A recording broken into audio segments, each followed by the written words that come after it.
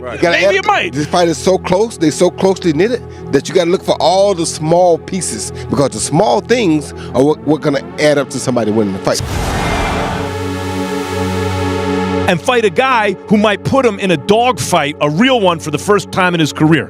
When we get put in that position, we go find opposition to make that happen. You understand me? So when we go looking for the opposition, we're not concerned about how big they are, how fast they are, how strong they are.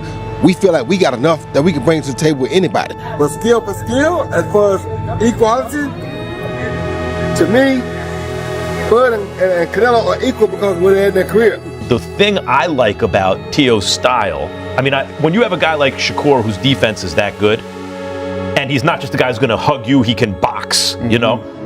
The easiest thing in the world is just to pick him against everybody. Right. Yes. But Teo also has the kind of footwork, Malik, where he steps around guys.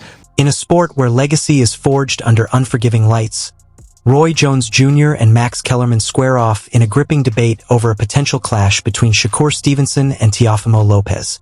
From the opening bell of the discussion, the focus is clear. Mindset, courage, and ambition separate good fighters from true champions. Roy Jones leans into the old-school creed, great fighters don't wait for perfect conditions. They fight anyone, anytime, no matter the size, reputation, or danger. Max Kellerman breaks it down with surgical precision, framing the matchup as a high-stakes crossroads.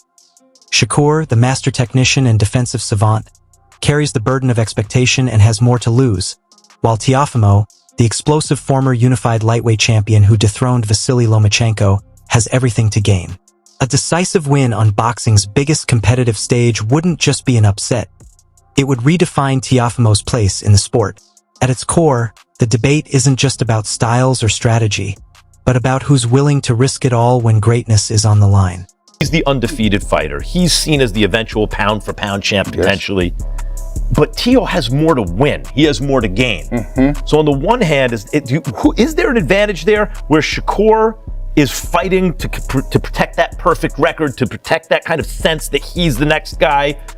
On the other hand, Teo is like he can fight with more abandon against Shakur because there's so much for him to gain. And if he loses, he's lost before. He lost to Kambosos, and he came back from that. But oh my God, if he can pull it off. Like, if it's a close fight and Teo could keep it close and we're going into the 10th, 11th, 12th rounds, is there an advantage there, given that situation? He came back from that Kambosos fight, but in some way, the jury is still out on Teo a little bit, because I'm going to tell you why. On that card that was done in Times Square, he looked the best out of, with all due respect, out of a lot of people that did. Roy Jones Jr. takes the comparison a step further, likening the conversation to a hypothetical Canelo Alvarez versus Terrence Bud Crawford matchup, where both men carry fight-changing power and a single mistake can end everything. But when it comes to Shakur Stevenson versus Teofimo Lopez, Jones sees a different kind of war, one stripped of raw force and ruled instead by precision.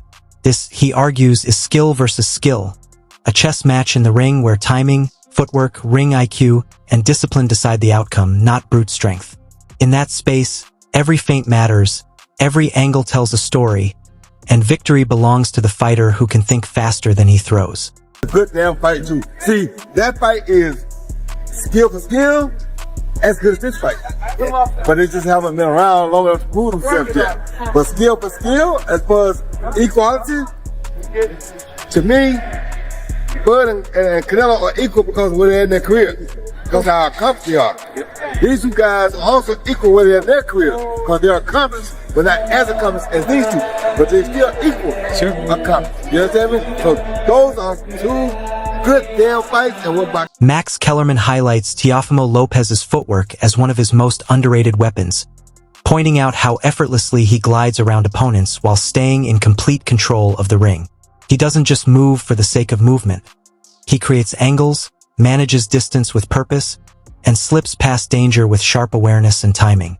According to Max, that intelligent motion allows Teofimo to reset exchanges on his own terms, frustrate his opponents, and strike when they're out of position, proving that his success isn't built on explosiveness alone, but on a deep understanding of space, rhythm, and ring intelligence. I just have to be honest with the way I see it. I don't think that was the best version of Teo by a long shot.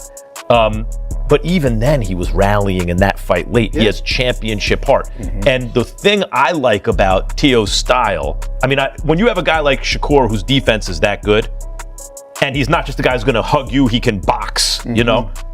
The easiest thing in the world is just to pick him against everybody. Right. Yes. But Teo also has the kind of footwork, Malik, where he steps around guys. And I think about Buddy McGirt, Meldrick Taylor. Yes. Roy, you know, where Meldrick had quick enough feet where if you were going to come right at Buddy McGirt, he could box you. But Meldrick could give him angles that were more difficult. I think of Roy Jones, James. Roy Jones Jr., James, and Tony all echo the same belief.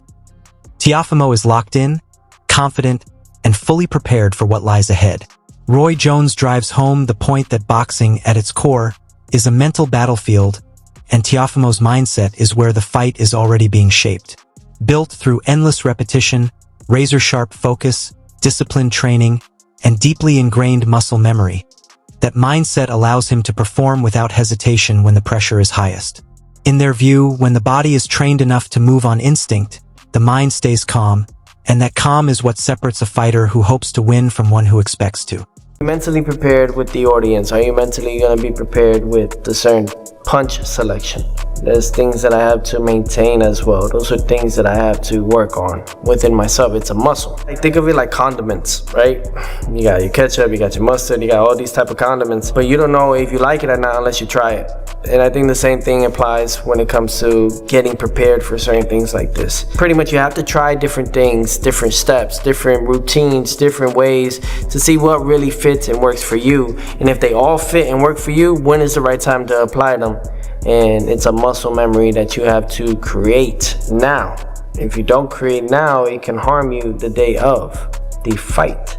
The mentality part of it is going to really be the key moment for who wins that night. I'm that type of person, truly, that type of person that focuses on. Meanwhile, Shakur Stevenson remains fully immersed in training camp, approaching each day with quiet intensity and purpose. He's giving his best in every session, sharpening his already elite skill set, tightening his movement, and polishing the details that often decide fights at the highest level. Beyond the physical grind, Shakur is preparing his mind as much as his body, reinforcing discipline, focus, and composure, knowing that when the moment arrives, preparation, not hype, will carry him through the challenge ahead. Yes, it's coming, it's coming. That was 9 rounds of sparring. I ain't gonna tell y'all the minutes, but oh yeah, I'm preparing to my fullest. I'm putting in a lot of work and getting ready. Sure. Word.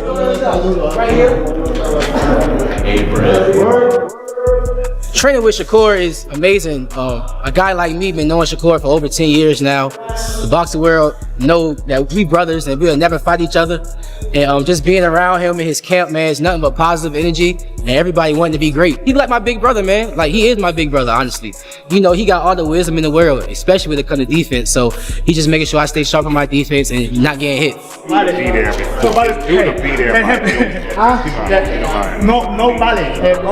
Wade, the host, steps back to frame the bigger picture, stressing that this is exactly the kind of fight boxing needs.